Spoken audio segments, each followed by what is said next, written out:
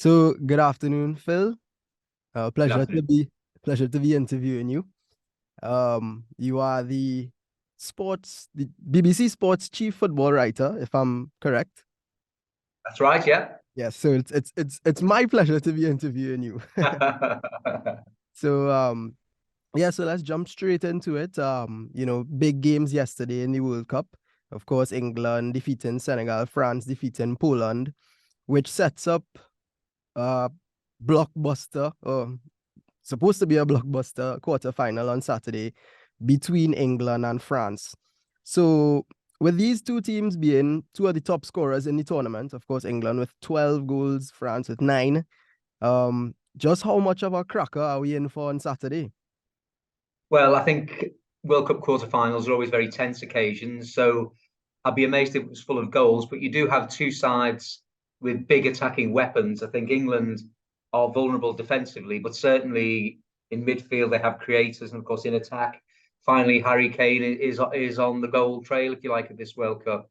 England have scored 12 goals this World Cup, and they've come from 8 different players. So that shows the variety of options that they have. But with France, you have, I think, probably the world's best player at the moment in Kylian Mbappe. And alongside him, you have Antoine Griezmann and Olivier Giroud, who scored last night against Poland. From France's record goal scorer, is incredibly underrated. So certainly, the two attacks have got real potency. So I expect it to be a really good game, and obviously so much at stake. England may be slight underdogs, but I think the way they're playing, they can go into it with real confidence.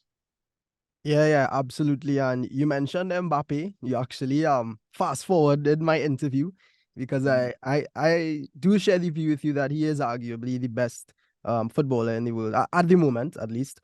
So I will ask you about Mbappe now. With him being arguably the best footballer in the world, do you think that England have the correct antidote or the perfect antidote in Kyle Walker to deal with somebody like Mbappe, his pace, his trickery? We know Kyle Walker, his experience, but what are your thoughts on that? I'm not sure anyone has ever got the perfect antidote to deal with a player as good as that, but certainly I think England are banking a lot on the pace of Kyle Walker. He's their fastest player to cope with the pace of Mbappe, and he has had a bit of success against him in the Champions League, playing for Manchester City against the likes of PSG. Um, and the slight worry I have is that Kyle Walker is only just coming back from a fairly lengthy spell out after groin surgery. So, I mean, there is that, he's not quite at his best yet. There were one or two occasions in the first half last night when he was beaten when you wouldn't have expected him to be, but at least he now has that 90 minutes under his belt to go with the hour he got against Wales. So his fitness is increasing. But I think that's why Gareth Southgate was so keen to have him with him. He has got this real pace. And also, although I don't think he'll do it on Saturday, he enables him sometimes to play the three-man central defence and the two wing backs. I think Mbappe versus Walker will be a crucial encounter, if you like, on Saturday. And if Mbappe gets the better of that one, then France have got great chances. If Walker gets the better of it, then England have got great chances. So yeah, it is a very important battle, but no one's got the perfect antidote to a player as good as that. England will just be hoping they can at least block him out enough to get the game going their way. Yeah, he's in some form right now.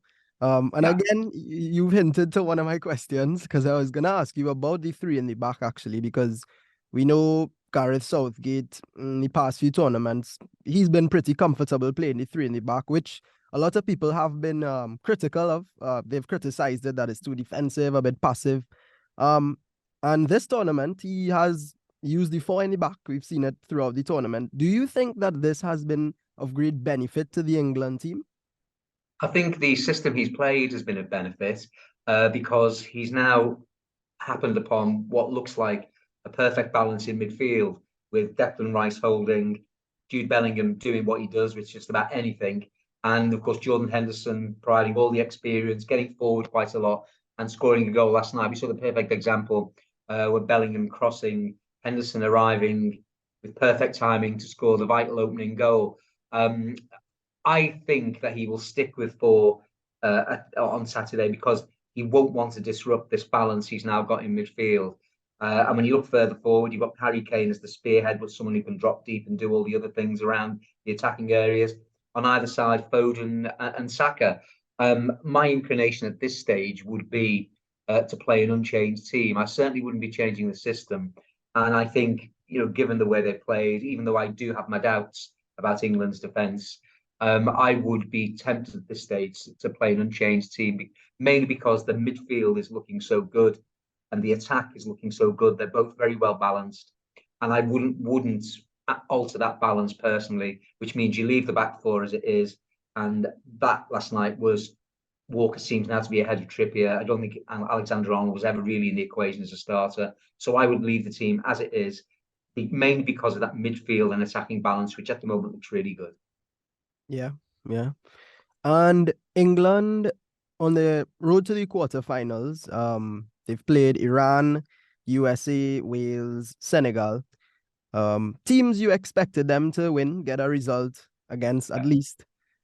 This France match is definitely gonna be their toughest challenge. I mean, clearly, on paper, this France team is amazing and on pitch, So do you think that the England team this year is the real deal? I mean, they've come through a relatively I don't want to use the word easy, but comfortable road through to the quarterfinals.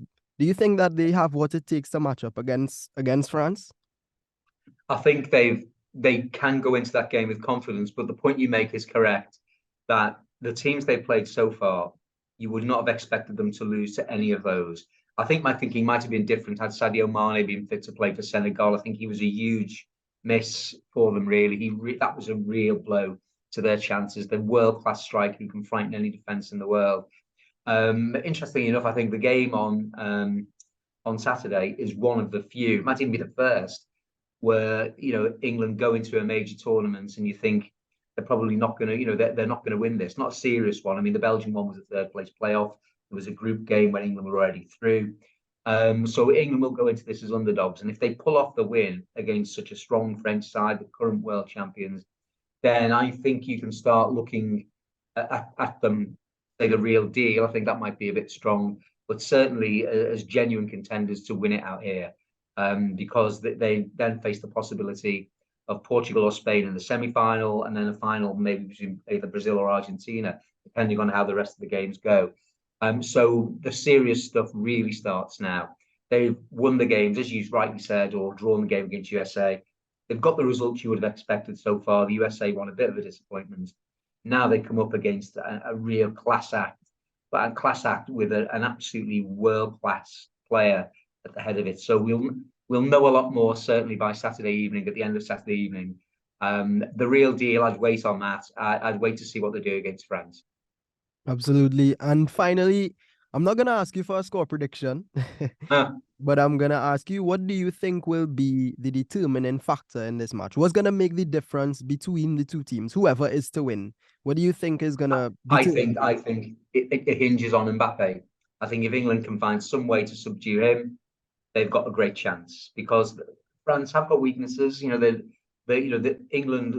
forward players could trouble any side, and the midfield balance looks good.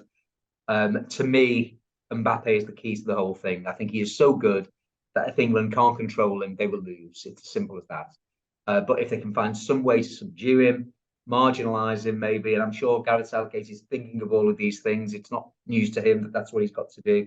If they can somehow find a way to do that, then I think England have got a great chance. But to me, the whole thing hinges on what they do with Mbappe. If they can't control him, they will lose. If they can control him, they have a good chance of winning. Yeah, definitely gonna be one to watch on Saturday. So thanks a lot, Phil. Thanks for your time. It was a great interview. No problem at all. Anytime. Okay, take care. Okay, cheers. Thanks a lot. Bye now. Bye.